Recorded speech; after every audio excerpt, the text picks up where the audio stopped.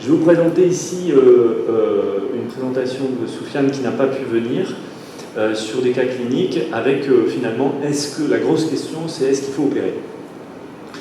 Alors le premier cas, c'est j'ai résumé, pour Soufiane devait présenter trois séries, j'ai résumé de manière à condenser les choses, mais globalement vous allez voir c'est assez cohérent. Donc c'est un patient qui a eu énormément de traitements, je ne suis pas passé sur les différentes étapes, mais tout a échoué, avec, retenez bien, quand même un nombre considérable de traitements. C'est quoi l'étiologie des cas? Comment? C'est quoi l'étiologie? Alors attends, voilà, la présentation est faite exprès pour ça. Donc, on a un œdème maculaire, comme tu l'as noté, les œdèmes maculaires, on a une image à l'OCT d'œdème maculaire, et on fait des injections.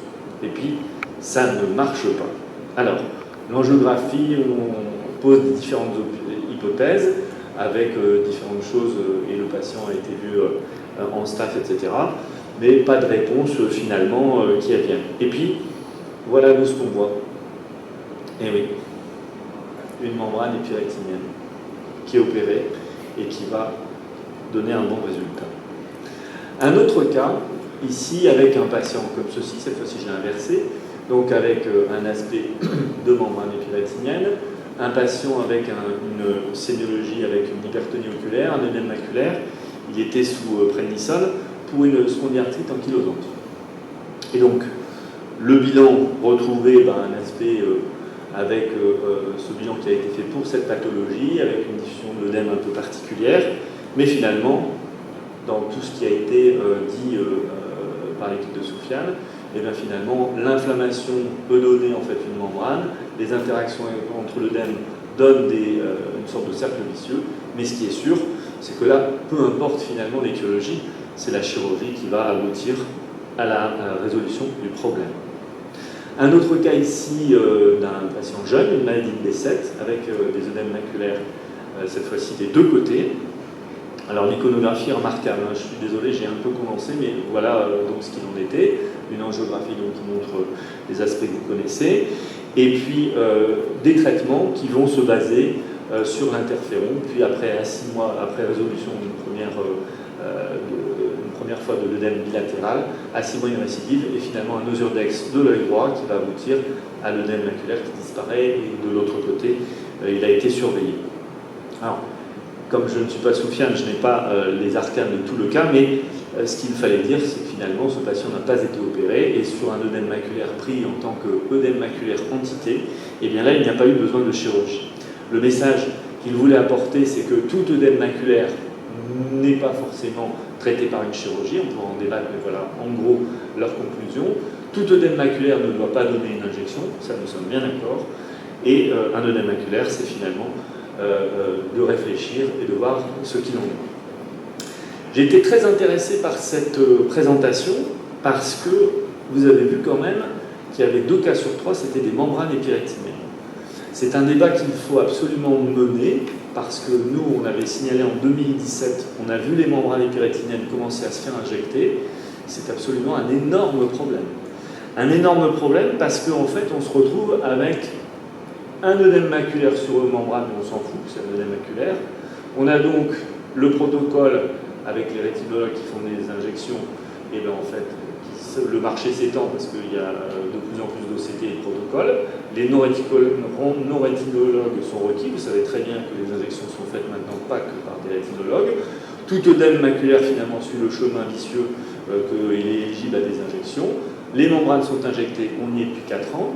Les œdèmes chroniques, ça donne plus d'IVT quelle que soit l'origine alors qu'il y avait des membranes dedans. La chirurgie est retardée. Et la question que tu m'as posée tout à l'heure m'avait fait réfléchir.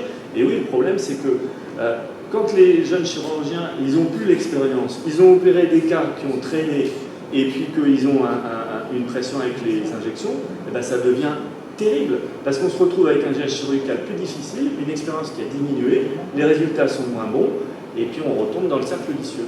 Et d'ailleurs, c'est même, j'ai réfléchi tout à l'heure à la question, quand je dis actuellement les œdèmes maculaires que j'opère, il y en a à peu près 50%, un peu plus, qui n'ont pas de récidive, je me suis demandé, et je pense que peut-être il y a vraiment une vraie question, c'est que peut-être les résultats sont moins bons actuellement parce qu'on a des patients qui ont eu des traitements avant. Et donc peut-être, là ce sera très difficile à prouver, mais peut-être qu'on est dans une phase où finalement on n'a pas mesuré encore les dégâts potentiels sur la chronicité et sur la difficulté de résoudre une pathologie qui peut-être aurait bénéficié en premier d'une chirurgie, et ça serait beaucoup mieux passé. Et j'en profite pour te piquer la place et poser une question à Frédéric. Dans le premier cas que tu as présenté, l'angiographie, elle n'était pas typique d'une membrane épérétinienne idiopathique. Le patient, il avait une Sur laquelle pathologie inflammatoire sous-jacente. La toute Première. premier patient. C'est pas habituel d'avoir une diffusion multifocale comme ça sur... Alors ça on en voit. Hein. Ça, franchement, on en voit. Alors, je ne suis pas un super rétinologue médical expert, etc., mais j'en ai fait énormément. Ça ne m'étonne pas plus que ça. À la limite, j'allais dire, quelle que soit l'étiologie, au bout d'un moment, moi je renverse le truc, quelle que soit l'étiologie, si on a un aspect de membrane, il faut les opérer. Hein. Alors, moi, je suis désolé, mais on fait très peu d'angiographie sur les membranes, comme disait M. Ducournau, la membrane elle est inflammatoire. Si on faisait des angiographies à toutes les membranes, oui, on aurait cette image-là. En effet. En fait, elle est assez classique. Mais on en fait plus. Ça nous fait hésiter à opérer. Oui. En fait, il faut opérer. D'accord. Ça ne doit pas être un frein. Il n'a pas eu CT avant, lui, en fait? Non, mais c'est la présentation, j'ai fait exprès. C'était une ruse. Mais sur l'efficacité, là où tu parlais de la chirurgie qui est moindre en ayant attendu, on voit bien ça dans la pathologie glaucomateuse, où finalement tous les nombreux collyres ont finalement retardé la prise en charge des sclérectomies et des trabéculectomies. Et on voit aujourd'hui qu'on est en échec de chirurgie. On est obligé de poser beaucoup plus de valves et de chirurgie invasive, parce que finalement, il y a un temps pour chaque chose. Et en fait, si on rate le train, on a raté le train. Mais en tout cas, moi je pense que là, on est tous dans un axe chirurgical plutôt. Je pense qu'on a un rôle essentiel, parce qu'après tout, les pressions, on peut les donner nous aussi. C'est dans les membranes épérétiniennes, il faut faire comprendre qu'il y a peut-être une perte de chance pour le patient. Hein. Parce que les membranes épérétiniennes injectées, moi je suis désolé, je ne trouve pas ça normal du tout. Ça n'est pas normal, ça n'est pas une attitude normale. Quelle que soit la justification, moi je suis désolé, mais non. Donc on se retrouve avec des patients qui traînent, on en a discuté avec tous les autres au fur et à mesure des années, mais on se retrouve de plus en plus avec des gens qui n'ont pas eu une injection. Hein. Moi je parle de 5, 6, 10 injections, parfois 20. Qu'est-ce que c'est que ce truc? C'est pas normal. Il faut absolument que nous donnions en fait le message suivant.